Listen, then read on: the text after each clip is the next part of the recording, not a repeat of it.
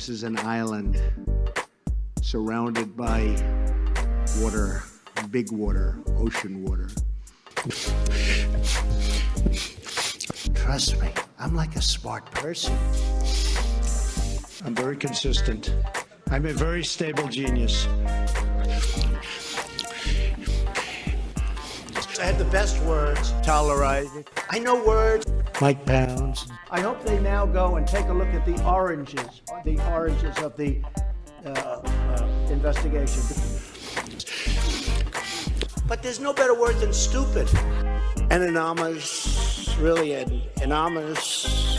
I'm very highly educated. One of the wettest we've ever seen from the standpoint of water. Had the best words. God bless the United States. Now witness the firepower of this fully armed and operational battle station. Whoa.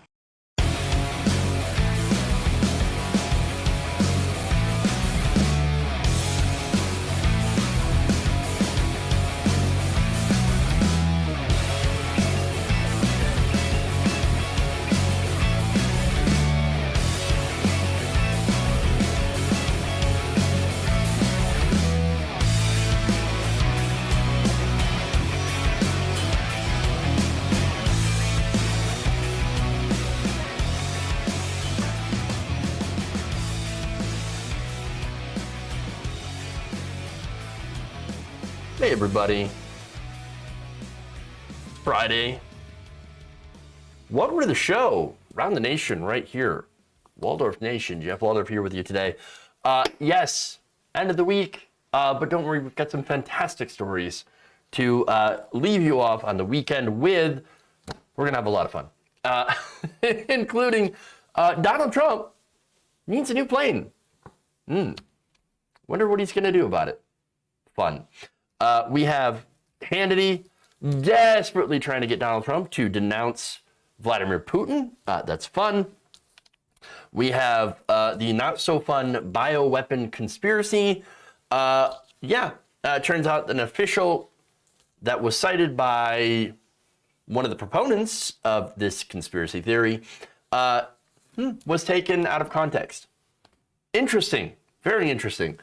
We've got that. We got Alex Jones defending Donald Trump Jr. We have people giving the truckers the bird. And another surprisingly good take by Geraldo. What is going on here? Wow. So now, that said, we got a great show today. Please like and share the stream. If you haven't already, very, very important that you do so. Helps us out. All right. That said, let's do it. Let's get to Trump. The private jet grift is not exactly a new phenomenon when it comes to the right wing. Again, not surprising, because now, which is why it's not surprising, I should say, that former President Donald Trump is now asking for his supporters to foot the bill to buy him a brand new jet. Apparently, he got this idea after the plane that he was riding on had to make an emergency landing because it's a piece of crap. The former president, according to The Hill, was traveling back to his Mar-a-Lago residence in Palm Beach, Florida, from the Four Seasons Hotel. Are you sure it wasn't the Four Seasons that Rudy Giuliani was speaking at? No, it was different. In a private jet, when the pilot decided that he had to turn around and return to the airport after engine failure. So, look, that's a serious situation. Engine failure, not good, very bad. Do not recommend being in a plane when the engine fails. Now, Trump decided, enough is enough, man. I need a new jet. I need a new ride. I can't fly on Air Force One anymore. So I have to get something. Now, where does a supposed billionaire go to get a new plane? Or I should say, how is he going to pay for such a new thing? Well, by asking you, of course. Now, Trump, through his Save America PAC, sent his supporters an email titled Update Trump Force One, in which he said that my team is building a brand new Trump Force One. No, they're not. They're not building a jet. Okay. No, what they're doing is they're contracting it in order to buy it from somebody. You don't build your own jet. You're going to buy it from somebody else. And then, of course, they'll probably, pay to have it decorated and, Trump emblazoned on it on the side, whatever, right? They're not building a new jet. It's ridiculous. But he added the construction of the plane has been under wraps, and I cannot wait to unveil it for everyone to see. As if no one, of course, has ever seen a airline or a jet in their life. Now, the fundraising email said that he had a very important update on the plane and asked potential donors if they remember how the former president used to travel across the U.S. in something called Trump Force One before he became the greatest president of all time. Of all time. Trump Force One, everybody. Trump Force One. Great.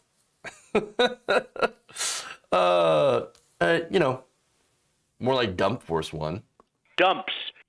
Big, massive dumps. I'm just saying. So, look, Trump used to have a personal Boeing 757.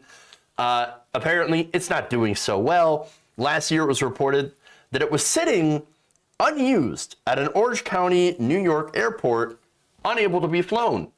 Why is that? Well, apparently, it's missing some parts and is all broken down. Even one of the engines is wrapped in shrink wrap. Fun. So now, the current jet that he was riding on that had engine trouble was a Dassault Falcon 900, and again, wasn't even his. It was donated to Trump for the evening so that he could travel back from the RNC retreat in New Orleans to his home in Florida in Mar-a-Lago. So now, here's the thing. I just mentioned Donald Trump's supposed to be a billionaire. Why can't he buy his own goddamn jet?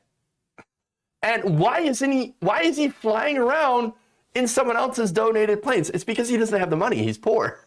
He's the poorest billionaire I've ever seen. The poorest. Everybody. Imagine all the billionaires that actually do have their own private jets. They're laughing at him. They're just laughing at him. No. And so, look, he's embarrassed because he ain't got the money. And so what is he gonna do? Well, he's going to go and beg you for cash. And it's because he's a grifter. Complete and total bum. So now he's finally got the idea, probably from evangelical preachers like Creflo Dollar, for example, Kenneth Copeland. Remember, they've all constantly begged their supporters to help them buy their private jets. In fact, do you remember, I covered this a long time ago. You remember what Kenneth Copeland said, the reason why he needed his own private jet? Well, if you don't remember, here's a refresher. You can't manage that today. Right. This dope-filled world. Right. And get in a long tube with a bunch of demons. Right, that's exactly the And truth. it's deadly. And he works on you hard. It really does. A long tube full of demons.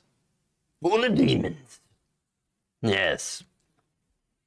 And Donald Trump probably saw that and was like, oh, long tube full of demons. I need to write that down.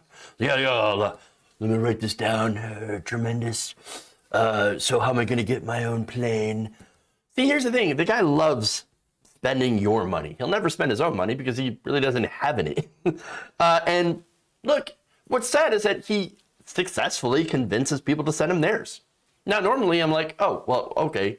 If you're dumb enough to send Donald Trump money, then, obvious con man, your hard-earned money, I don't really care. Yeah, fooling their money, right? But then, of course, you get a little Debbie Downer. Because look, people sent Steve Bannon money for this ridiculous, stupid wall, right? Well, Steve Bannon went to prison for it until he got, of course, pardoned by Donald Trump for fraud. So known criminal, known fraudster, pardoned by an alleged criminal and fraudster. But see, I think about it. I think about the people that sent that money in there. And I don't know, it makes me think of like old propagandized old ladies that are living on Social Security. You don't have that much money, right? And, you know, don't actually know that Donald Trump is robbing them. And all these people, the evangelical preachers, are robbing them. It makes me kind of feel bad because it's such an obvious scam. And yet, these people don't seem to know any better. So I actually do kind of feel bad for other people. I feel bad because they actually believe in this person. It is so sad that there are people in this world who already don't have much being scammed into giving crooks their retirement money. It's just gross. It's incredibly gross. But nonetheless, there's Donald Trump begging for a new jet. And the sad thing is, he's probably going to get it.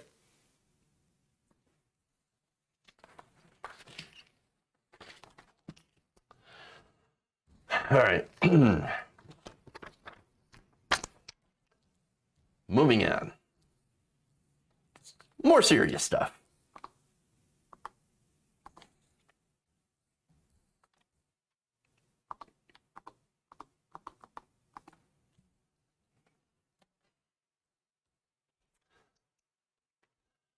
Fox host Sean Hannity desperately begged Donald Trump to slam Russian President Vladimir Putin for the illegal invasion of Ukraine. But he just wouldn't do it. Take a look at this exchange, and then we'll break it down. You came under some fire when you said that Vladimir Putin's very smart. I think I know you a little bit better than most people in the media, and I think you also recognize he's evil, do you not? Well, I was referring to the fact that he said this is an independent nation, talking about Ukraine. And I said, some said, this is before there was any attack. He's calling it an independent nation. Now, a lot of things are changing. When you look, this doesn't seem to be the same Putin that I was dealing with. But I will tell you, he wouldn't have changed. If I were dealing with him, he wouldn't have changed. You know, I supplied, and I know Biden is trying to take credit, and they're all trying to take credit about many of the things, the incredible things that we did in the Trump administration. But we supplied the anti-tank busters. They're called javelins. Yeah. And without them, you wouldn't have anything like what's happening. I mean, they're knocking out the tanks one after another after another. I mean, what was that? What was that? Very, very simple question, right?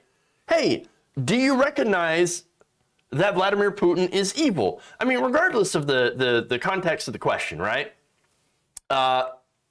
It's a very simple one to answer. You either say, yes, I do believe that Vladimir Putin is evil, or no, I do not. He couldn't go anywhere with that. He couldn't answer the question at all. And so, it's an independent nation, and then before any attack, and it's independent, but we gave the missiles. Really? And then, of course, went into the whole idea, which is incredibly laughable, that, if I were in charge, then Putin wouldn't have done this. Really? Really? Really? You think that if you were in the White House, that Putin would have been like, oh, no, see, we've got Donald Trump in office. Therefore, I will hold back on my expansionist plans because I respect Donald Trump so much?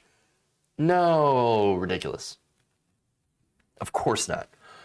And so, not only that, but you think that if it had happened, which would very, very likely, it would have also happened if Donald Trump won the election.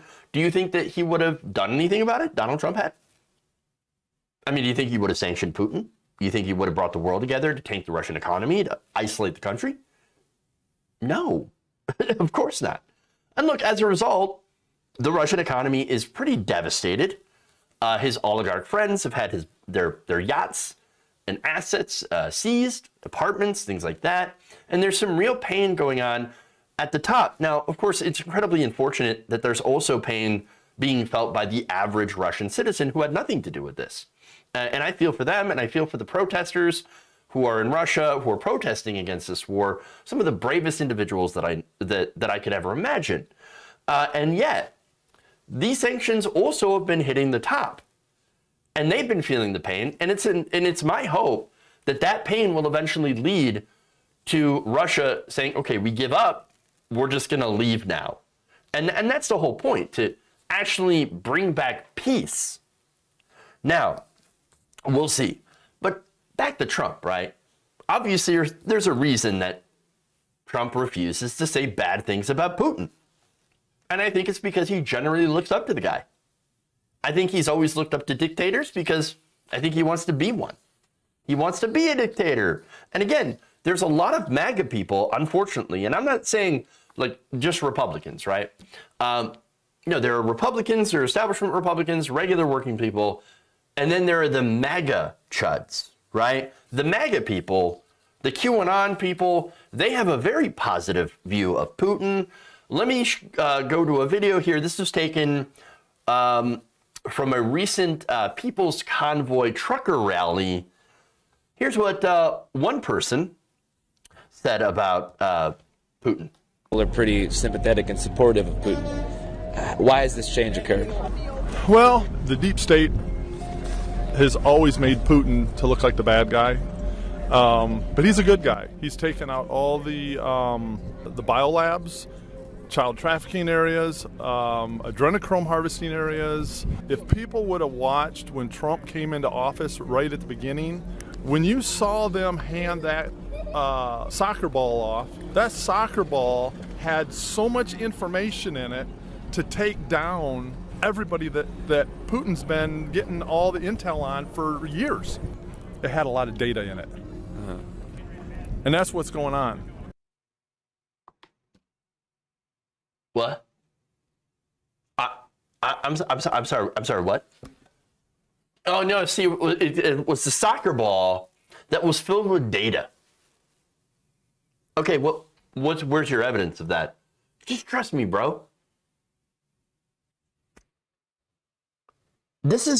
Understand, this is your brain on conspiracy theories. The guy's like running around with a melted brain. Like, I don't understand how he can function. Like, oh yeah, he's got the secret soccer ball, and it showed you where the adrenochrome factories are. What? No, what incoherent babble. But these people absolutely love Donald Trump, and they love Vladimir Putin. So now that said, going back to Hannity, Hannity's like, oh, come on, Donald, just please, just say Putin is evil. For Christ's sakes, dude, what are you doing? Because it's not exactly the most popular position in the country among Democrats, and among even a lot of Republicans are like, oh yeah, no, Putin, not so good. But the MAGA chuds, well, that's different. Because they're like, oh, Putin, he's not woke. I mean, we kind of like that. You know what I'm saying? And so, but Hannity, here's the thing. Hannity, I actually do believe, is mostly sane. And I know you're probably going to disagree, but like, well, no, wait a minute, Sean Hannity, what are you talking about? No. Sean Hannity, understand, he's a bad guy. I don't agree with him at all on basically anything. But I think out of all the different Fox News primetime hosts, at least, I think that Sean Hannity does believe in what he says, right? I do think that he's one of those conservatives who actually believes in conservatism, okay? And by the way, here's what Hannity said about Vladimir Putin. And here's what he said. Quote, Putin is a murdering thug who was willing to kill even children to satisfy his maniacal territorial ambitions. This was right after the Russian invasion into Ukraine. He said, if you are a murdering tyrant who invades a sovereign country and you kill innocent men, women, and children, you forfeit your right to lead any country. And of course, he was one of those conservatives that was calling for basically a hit out on Putin. And so there were conservatives that were calling for that. Yeah. So it's probably not something that you should be saying generally if you're in the media. But I'm just saying, okay, there it is. Now, that said, Sean, if you don't like what's going on in Ukraine, and I don't, I hate what's going on in Ukraine. Wait till you see what the United States did in Iraq and Afghanistan, under both Republicans and Democrats, by the way. Look, you had lots of civilians that were killed. President Obama, for example, did a drone strike against a 16-year-old U.S. citizen in Yemen, Abdul Rahman al-Awlaki.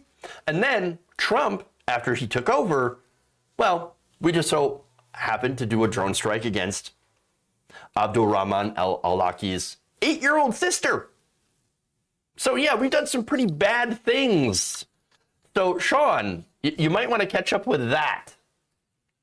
It seems like we should be angry not only about what Putin is doing, but as well as what other U.S. presidents have done in other places. For example, in the Middle East. But anyway, going back to Hannity, as far as he's concerned, once again, I do believe that he's an old school conservative. I don't think that he's just grifting for bucks.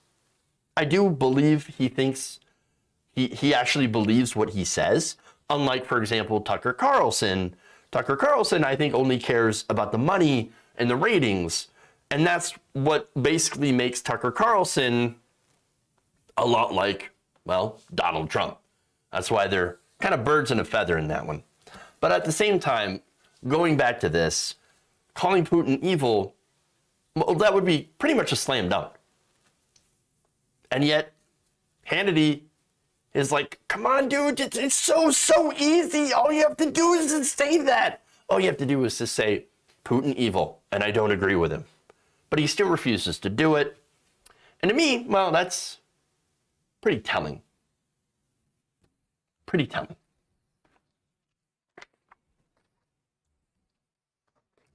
All right. More Ukraine stuff. Speaking of, well, Tucker Carlson.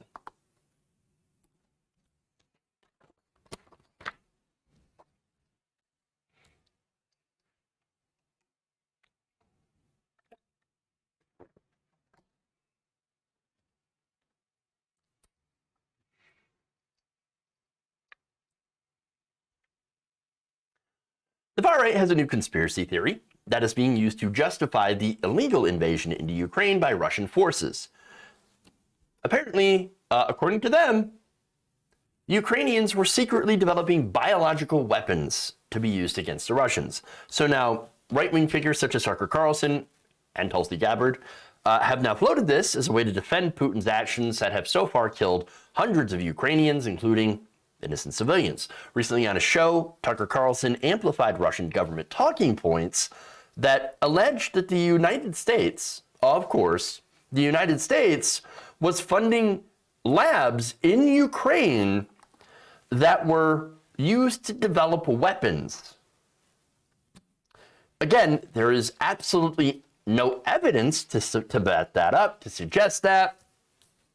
That said, Tucker Carlson kind of focused on, and not just Tucker, but also many on the right, have focused on a State Department official named Victoria Nuland, who had testified before the Senate Foreign Relations Committee on Tuesday and was asked, does Ukraine have chemical or biological weapons?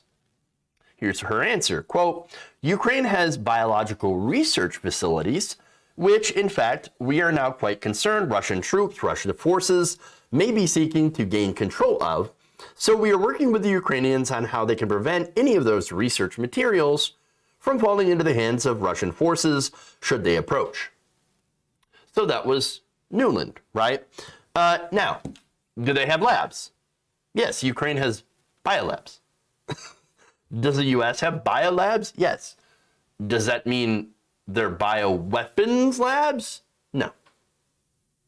No, that doesn't. So this is kind of like saying, all nuclear reactors are immediately, should be considered to have weapons-grade nuclear material in it. So For example, Iran, right?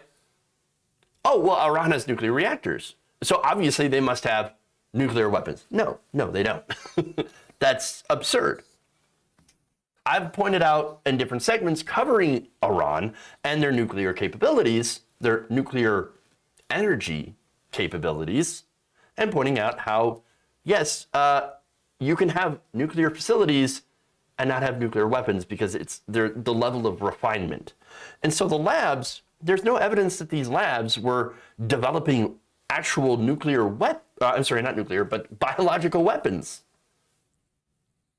So, that said, what Carlson is going to do is he's going to use that statement as purported evidence that Ukraine does have those weapons, and that therefore, because they have the weapons, that will justify the Russian invasion into Ukraine. And so he's going to cite a Pentagon official in that. Take a look. The day after Russia invaded Ukraine, Robert Pope, the man who heads the Cooperative Threat Reduction Program at DoD, sat for an interview with the website Bulletin of the Atomic Scientists. Pope is the man in charge of securing or eliminating Soviet-era bioweapons, so he knows a lot about the subject, maybe more than anyone else. But it turns out that not all of these Soviet weapons are being destroyed or even secured, and Pope acknowledged that in the interview, which apparently CNN didn't see. According to his interview, Pope said the labs, quote, may hold pathogen strains left over from the Soviet bioweapons program, preserved in freezers for research purposes.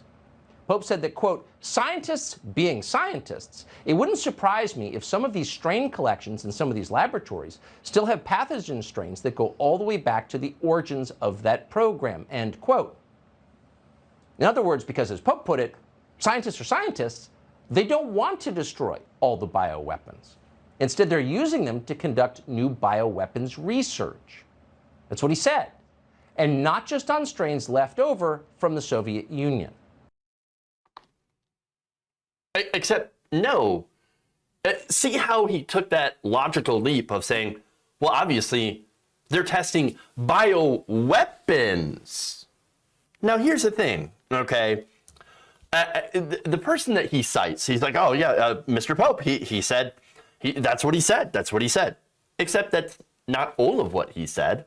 There was a lot of stuff that was omitted that completely changes the context of what Mr. Pope was talking about. In fact, I want to, before I get to that, I want you to note that this is apparently another attempt by members of the far right to legitimize the act of aggression against the Ukrainian people by Putin's government. People who have been bombed and who have died as a result of Putin's invasion. So now let's get to the stuff that Carlson left out. So now, you're gonna hear some quotes here that Tucker Carlson had said, and then what was again left out. Here's what Pope said. The invasion could also provide fodder for new disinformation narratives around the labs, Pope feared, which is exactly what's happening. The Russians, he said, could potentially go to one of these facilities and fabricate something that they call evidence of nefarious activity at the facility. The pathogens in Ukrainian labs vary by facility, Pope said, but some can be characterized as presenting a concern in the Ukrainian environment if it, for example, were to be released by, I don't know, indiscriminate shelling. As an example, he cited African swine fever virus, which is highly contagious in pigs and has caused hundreds of outbreaks in Ukraine since 2012. Some labs, he said, may hold pathogen strains left over from Soviet bioweapons program preserved in freezers for research purposes. There is no place that still has any sort of the infrastructure for researching or producing biological weapons, Pope said. Scientists being scientists, it wouldn't surprise me if some of these strain collections in some of these laboratories still have pathogen strains that go all the way back to the origins of that program. So, look, Carlson left out some pretty important context there. I just read you the full thing from that same article and that same person that Tucker Carlson had quoted, had cited. So very important. This is how propaganda happens, okay?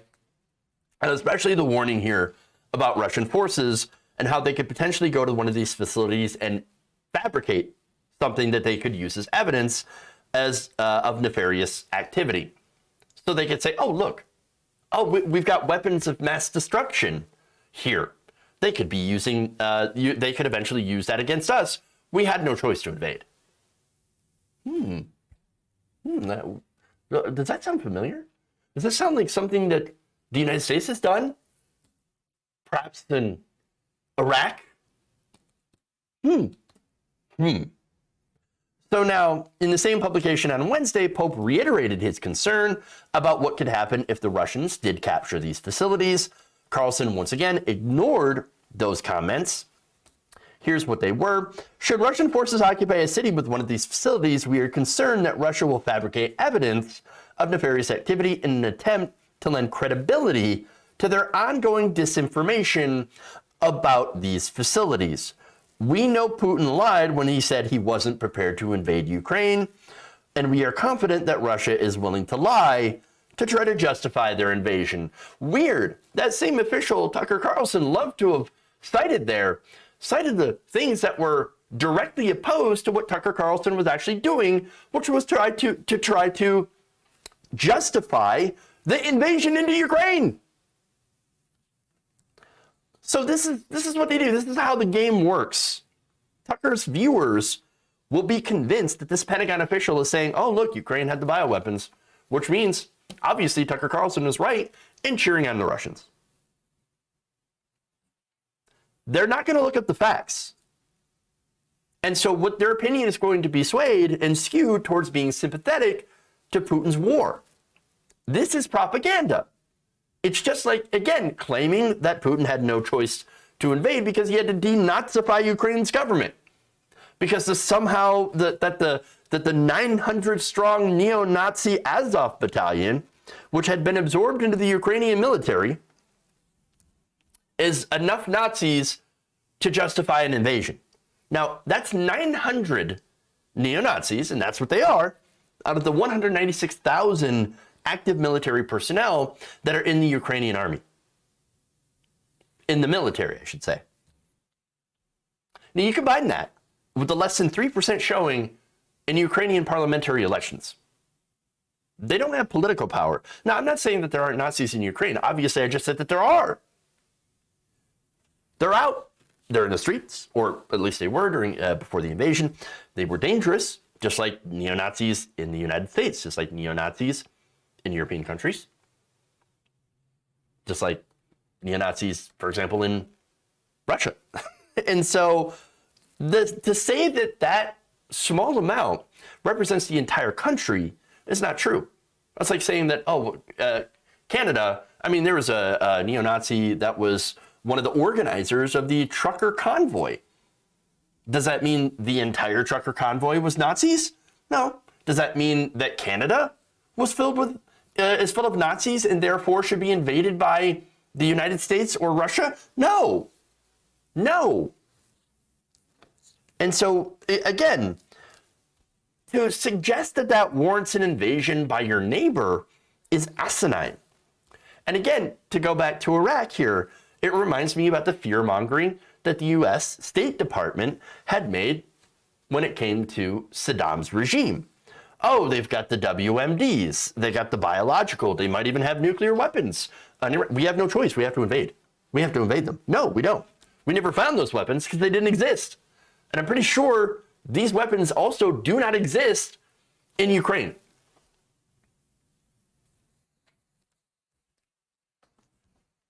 All right.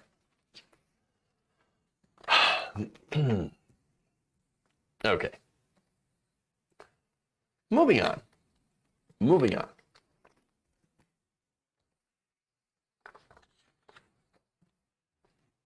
Let's go back to more fun stuff.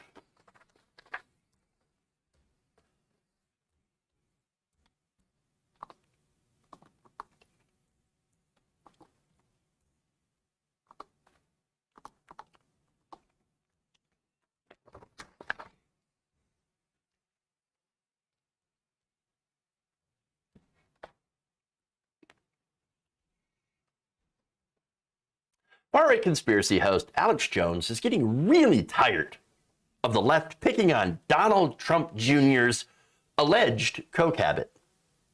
In fact, here he is defending Don Jr. Don Jr. is a cokehead because he has high energy, and they always say that about me. You got the wrong guy. I don't need stimulants, anything alcohol I've done over the years off and on because it lowers me down. See, the left doesn't have energy, folks. They don't get like Don Jr. giving a powerful speech, and I mean, he's really becoming a good orator. One of the best. I mean, just a couple years ago, he was okay. Now I'm like, damn, that's a powerful speech. That's better than Joel Osteen or somebody or Martin Luther King. And I'm not kissing his ass. I mean, he's just come a long way.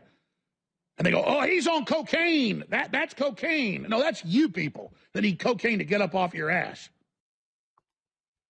I'm not kissing Donald Trump Jr.'s ass, except that I'm just totally going to kiss his ass. Better than MLK and then Joel Osteen. Joel Osteen. Oh, okay. All right. Apparently, you've got a very low bar, at least when it comes to Osteen. But MLK, are you kidding me? Are you kidding me? No. Hey, look, to be fair, Alex Jones does say that, I did drink some alcohol, and, I've done alcohol on and off for the years because it comes, Were you on alcohol right then? Kind of sounded like you were. All right. Now, again, I would say that you might be right. I mean, there's the last thing that Alex Jones needs is anything that's an upper. He does not need more energy. Okay. But okay, all right. But we're talking about Don Jr. being a great orator. Amazing orator, even. All right, well, why don't we take a look at some of Don Jr.'s oration skills and judge for yourself. Crack's not really my thing, but if it was, it would be fine if I was on that side. Every major media outlet spent weeks and months trying to pretend that the Bidens weren't tied to China, that there was no link there, that there was nothing shady at all. Can't put Joe Biden in the same room as someone. He might let one rip. Guys, Joe Biden is what stands between us and a nuclear-capable China. Joe Biden is the guy they're going to call at 3 a.m. if there's a serious crisis with Russia. Biden has promised to take that money back out of your pocket and keep it in the swamp. That makes sense, though, considering Joe Biden is basically the Loch Ness Monster of the swamp.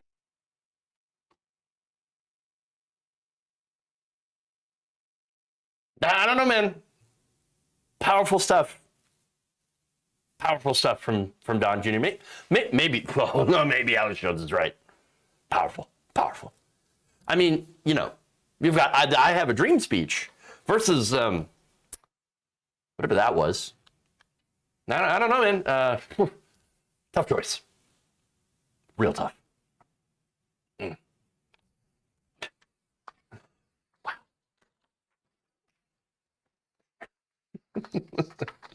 Okay. All right. Wow. Good stuff. Moving on, shall we? The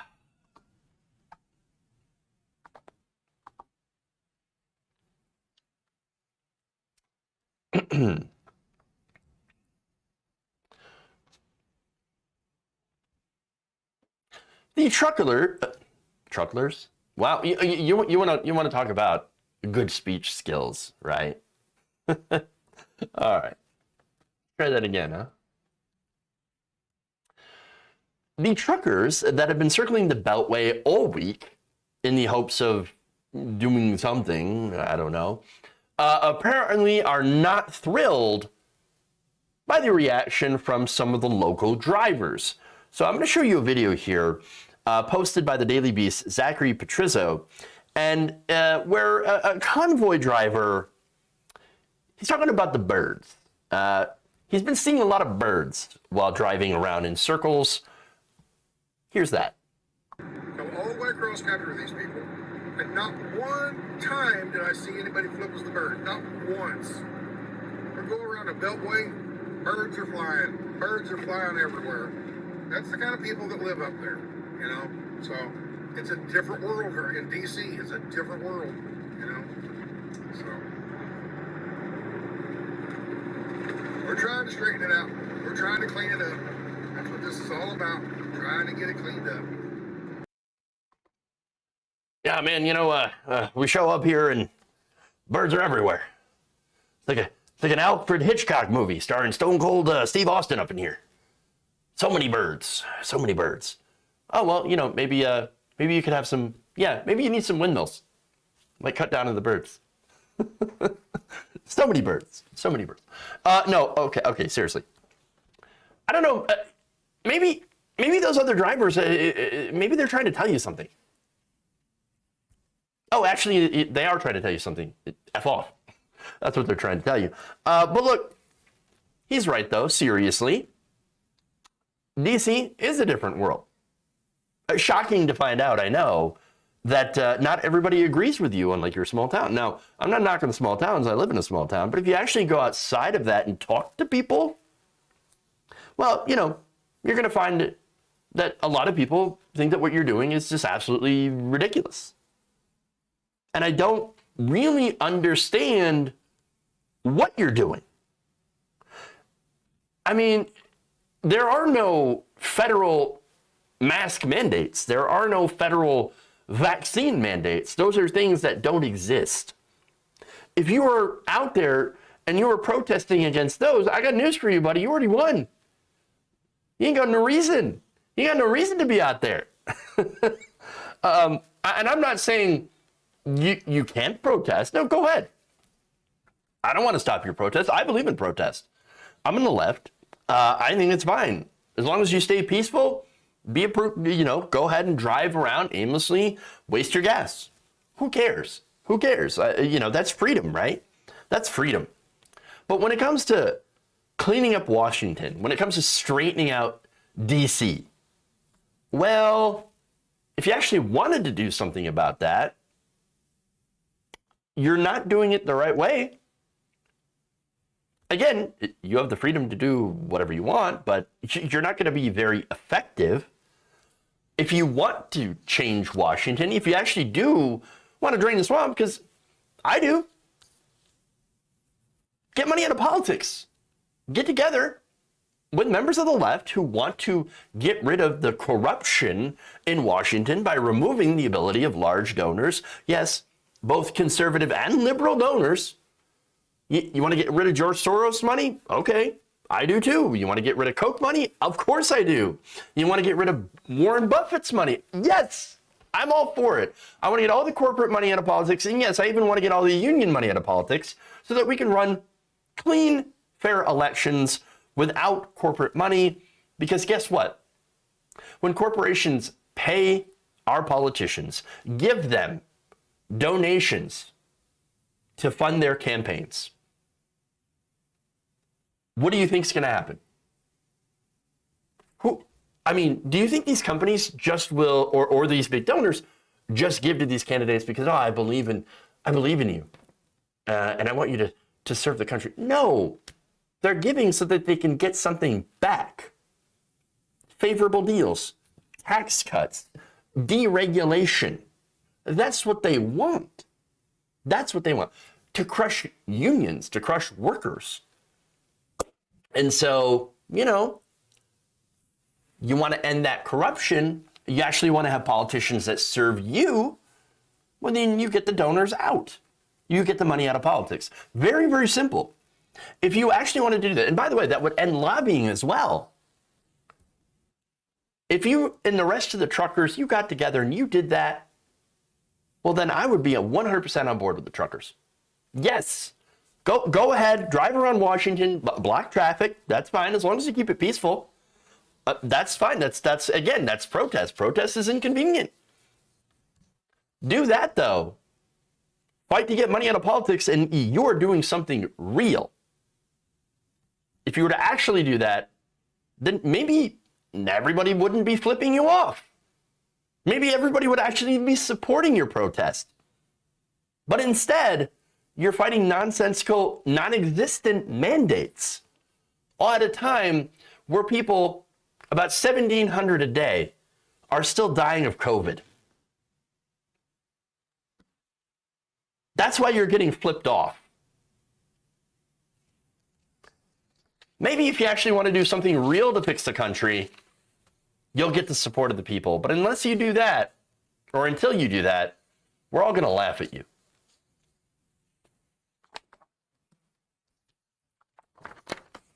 All right. Lobbying was legal bribery. Absolutely it is. Absolutely it is. All right.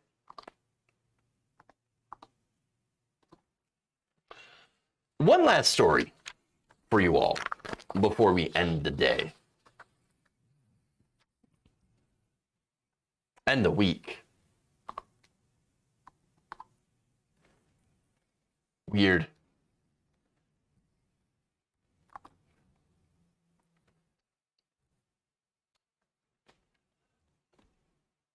Something strange has happened over at Fox News with Geraldo.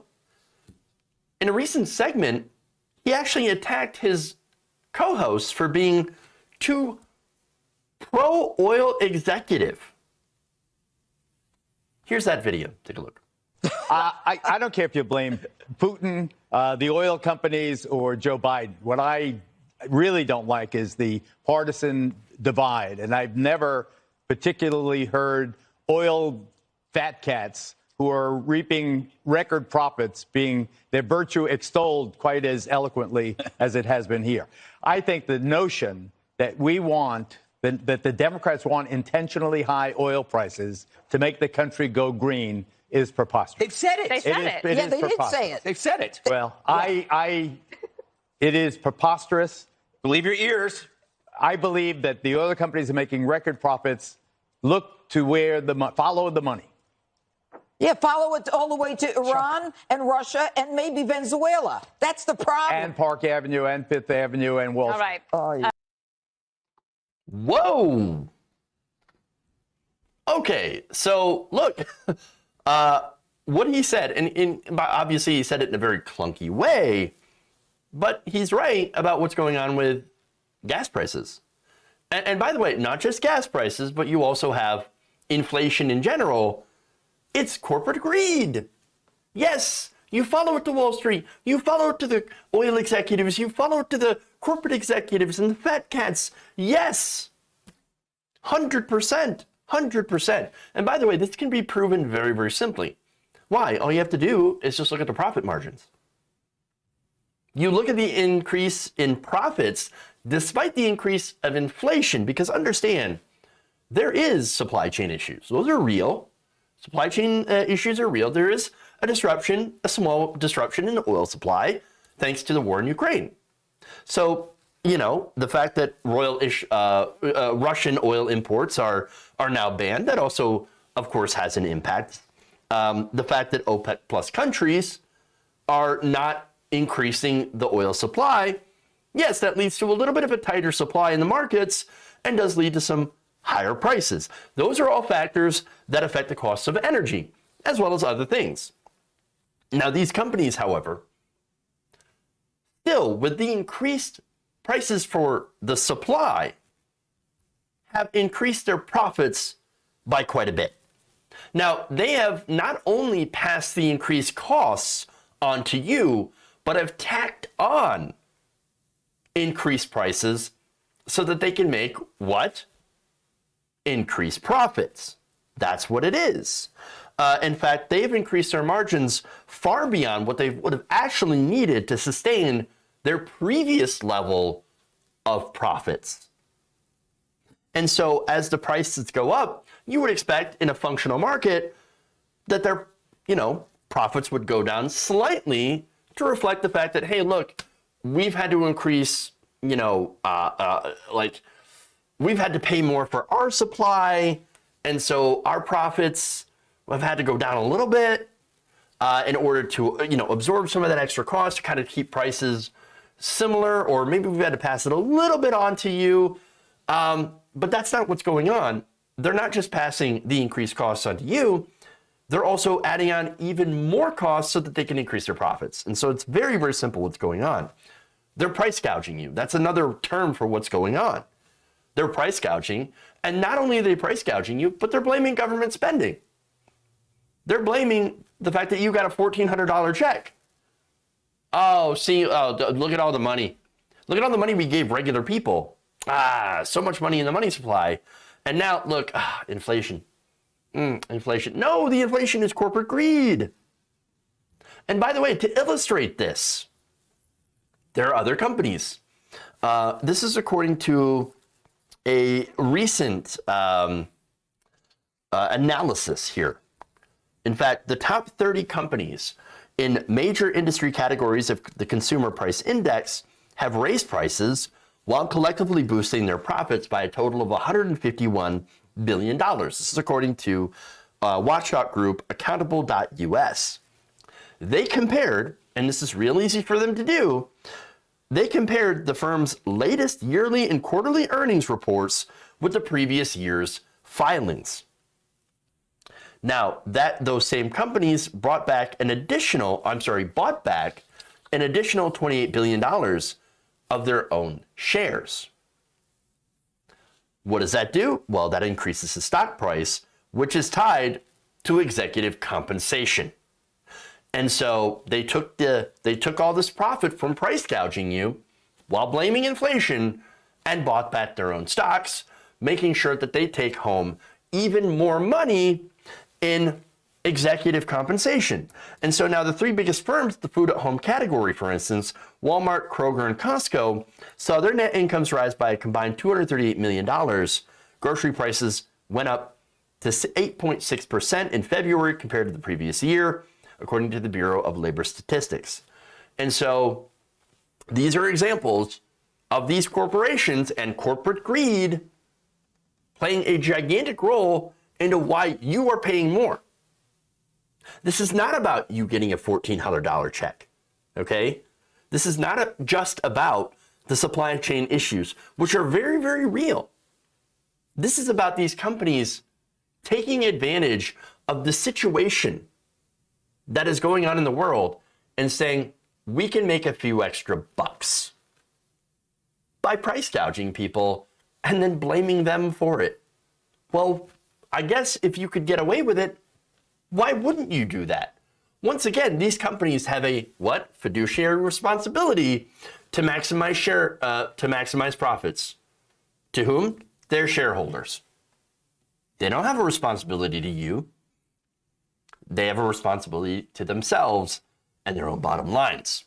This is why we actually have to do something. For example, there's legislation which will not, get anywhere. But there's actually several different pieces of legislation. There's a windfall tax, which is basically what it sounds like. A tax on these windfalls from price gouging people. That would be nice. That would actually return some money to the American people. There's another idea that's been floated as well. Once again, no Republicans are going to go for it. A lot of corporate Democrats are not going to go for it.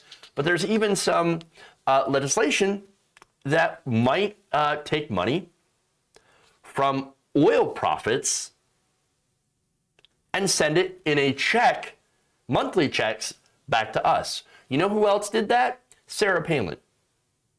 In Alaska, she socialized the oil and made sure that checks got cut to every single Alaskan.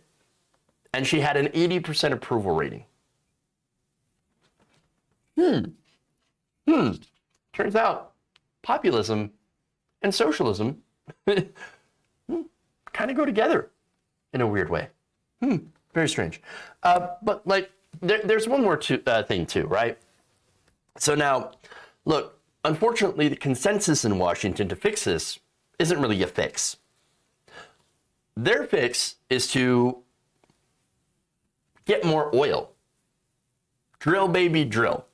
or go and beg other countries for oil. In fact, the Biden administration is looking to strike deals with other countries, Venezuela, for one of them, tried to, contact Saudi Arabia, tried to negotiate with OPEC Plus in order to get them to release more of a supply. But that's not going to do anything, okay? Getting access to these other oil markets is not going to remove the real problem behind this, which again is companies price gouging in order to increase their profits. Now, the Biden administration is also saying, this is patriotic. Paying more at the pump will support Ukraine somehow. No, it supports oil executives. And then, of course, you have Republicans on the other side that are saying, what we need to do, drill, baby, drill, bring back the plans for expanding the Keystone XL pipeline. But that's not going to do anything either. So understand, these are all non-solutions. None of these things will solve the high gas prices. Really, it's not an issue of not having enough oil. It's really an issue of greed. The United States is still one of the biggest oil producing countries in the world. But that oil is not ours. That's not American oil. It's the corporations. We give it over our natural resources to oil companies, corporations that sell this oil after it's refined here, and we sell it on the world market. Hey, if you want to do something, there's a couple of different things you could do. You could nationalize the oil, for one. You could invest in green energy, right? And try to lessen our dependence on fossil fuels, which, by the way, fossil fuels are finite. Going back to the argument that they use, the Democrats want high gas prices to get us onto green energy. No, nobody wants high gas prices. What we're saying is that is the inevitable outcome when you have a fuel source, a energy source that is finite, like oil. And so, yes, we should actually invest in renewable energy because it's just a smart thing to do. Nobody's going to turn off the sun. The war in Ukraine does not affect the sun. It doesn't affect the wind. The wind keeps blowing. And so you can do these things. Unfortunately, there's no political will in this country because, what about the oil industry profits? Will somebody please think of the oil executives? They need our help, No, they don't. It is corporate greed. Geraldo, look, I don't know what's going on with Geraldo, but he's actually taken some good positions on certain things as of late. I don't know how much longer he'll be a Fox News host. Maybe he'll end up on CNN at some point. But as far as what he says, yes, follow the money. It's the greed.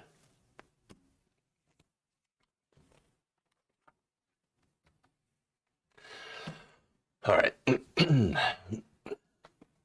That's it. That's all I got for you. I'm Christina. Thank you for resubbing for a month of Tier 1. For 9 months.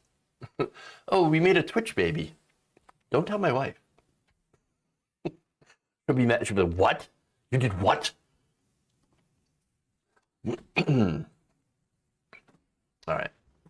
But thank you for being for subbing. Really appreciate that. Let's see. Boulder Crypto Sissy Dragon, thank you for resubbing on YouTube for membership. So you can become a member, of course, on YouTube by hitting the join button below. You can also become a subscriber on Twitch like Christina did by hitting the sub button, of course. And of course, on Facebook, you can also sub, or you can send stars, or you can do both. Or you can do both.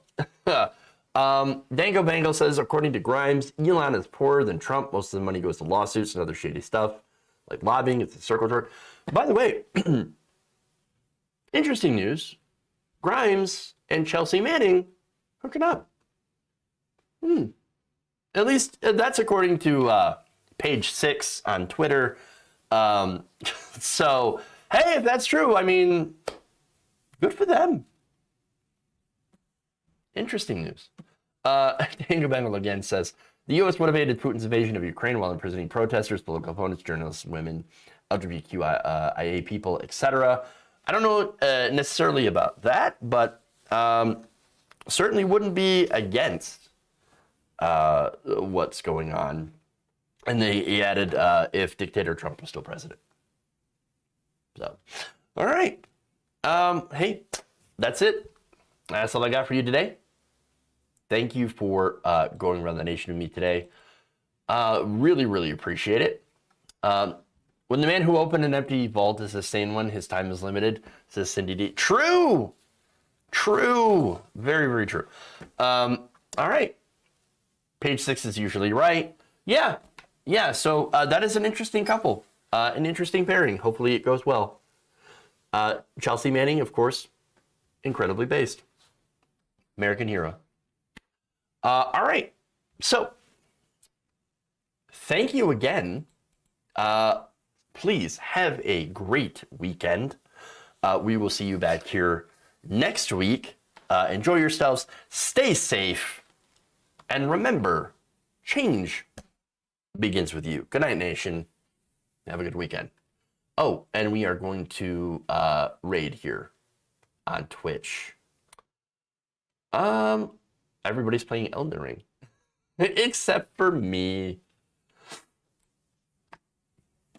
Well, not for much longer, because I will soon, once I get done with work, be playing Elden Ring again. So that's my weekend plans. All right, everybody. Thank you, and have a great night.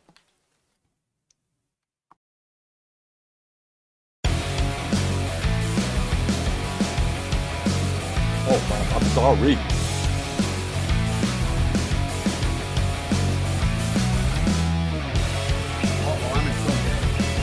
Please clap.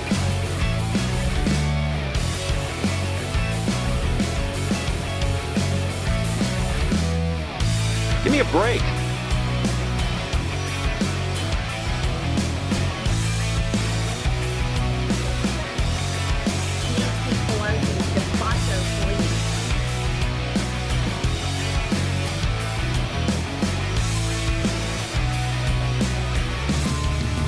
They want to make you drink Starbucks every day from now until forever.